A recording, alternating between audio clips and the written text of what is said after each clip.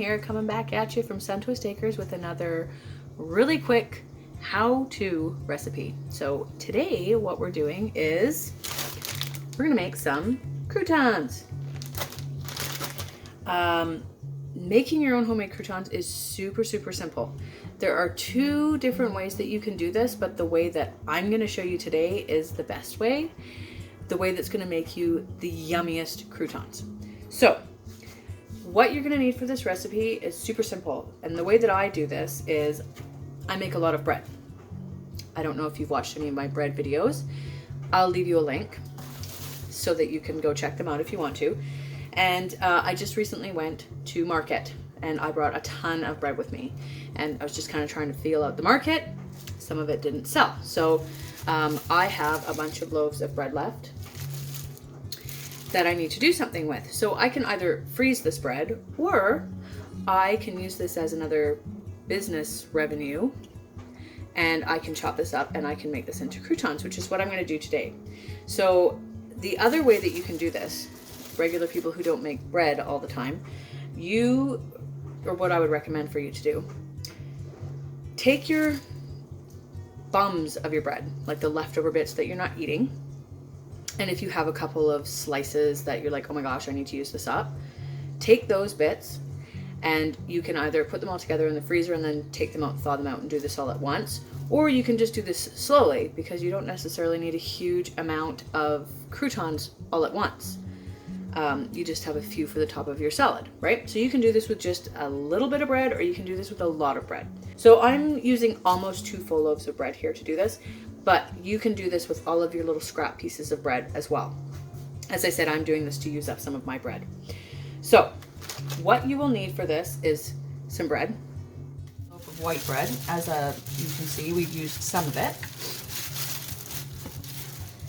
And I have a loaf of sprouted spelt and flax bread. As I said, you can use whatever little scraps of bread that you have for this, but I'm using full loaves of bread just because I have them to use. You're going to need a bread knife, pretty simple. You're going to need, maybe lift this up just a little bit so that we can see more. You're going to need a pan of some sort. This is a deep dish pan that I'm using here because I'm going to do a lot, or you can just use a plate like a flat cookie sheet. And then you're going to want your spices to season your breadcrumbs. So I start out with oil. This is just avocado oil in a spray bottle. And I really like this. It's probably not super great for you, but it's our favorite. We get it from Costco. So sometimes I will use just this if it's all I have. However, if you don't have that, some seasonings that I really like are, this is oregano or just some garlic. And that's what I'm going to use, but you can also use onion powder. You could use any, like if you have some parsley, if you have basil, if you have rosemary, whatever you want. Thyme, like whatever seasoning you like, that's what you can put on these breadcrumbs. The sky's the limit. Choose what you like. Come up with some new creations too. I mean, you never know. You might come up with something fabulous and new. So this next step is pretty simple. Your bread is probably already going to be cut, but for myself, I chop my bread up. I won't do this all on film so that you don't have to look at all of it.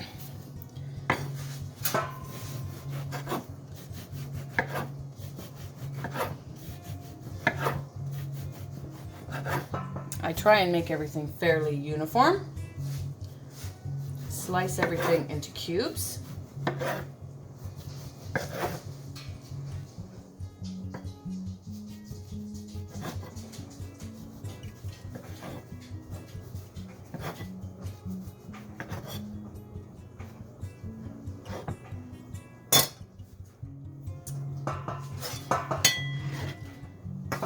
And then I place it all into my pan.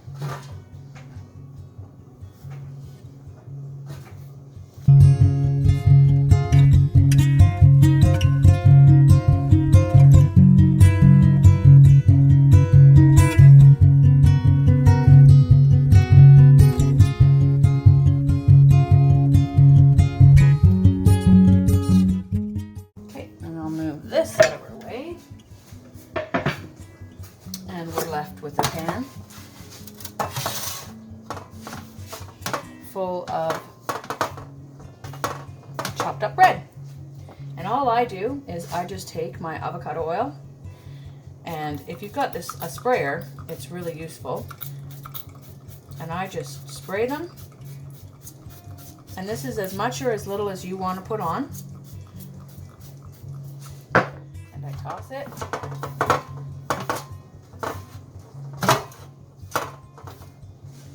And then I spray it, and I toss it until it's coated to my desire. However much oil you want to put on here. I try and make sure that they all get coated. That can be difficult. Sometimes they don't all get a coating.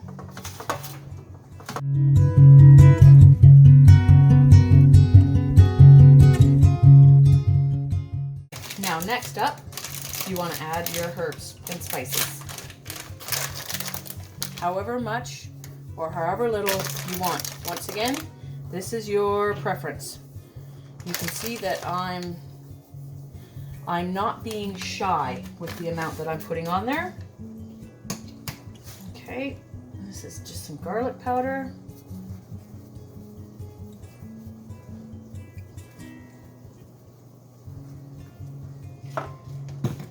And so I'm adding some of my favorite seasoning. And this has like Parmesan cheese and stuff in it. And if you didn't have this seasoning, you could add some Parmesan cheese to this too if you wanted to. So I always just do this by feel. And if this feels kind of dry and like the oil isn't helping the seasoning to stick to everything, I will add some more oil to it. And I can tell that I'm going to want to add some more oil to this because this is quite a bit of bread I have here. You probably won't be making a batch quite this big.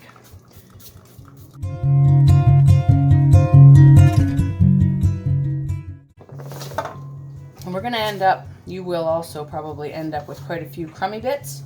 You can choose to save those and add them as well, or you can just discard them at the end of this. So now that we've got this all seasoned, what you can do is one of two things. You can turn your oven on to probably around 325 because you don't want to burn these. And you can bake them in your oven and keep your eye on them and toss them around until they're toasted like you want. But what I recommend that you do with this is you can leave these and put a tea towel over top of them and just leave them off to the side somewhere, and every once in a while come and give them a toss around, and eventually they will dry out and they will become like these. These are totally hard, but not too hard. They're crispy and tasty. This is my darker bread. I think this one was rye or something. Those ones are a little bit harder. This is the best way, I find, to make croutons. If you let your croutons air dry, they're going to taste more like a crouton that you get from the store. If you toast them in the oven, they're going to taste more like toast. So I would hugely recommend just letting these sit until they're to the consistency that you like, dried to the hardness that you like. And they're going to last because they've been air dried. If you have a dehydrator, you could also put them into your dehydrator, but why waste the power when you can just leave these to sit on your counter? I hugely recommend giving this a try. And in the end of it all, I always just put it in a Ziploc bag like this. And you can mark on it what it is, or just leave them in the cupboard. You don't have to freeze them because they're dried. So you want to make sure that they're nice and dry, but there you go. Pretty easy.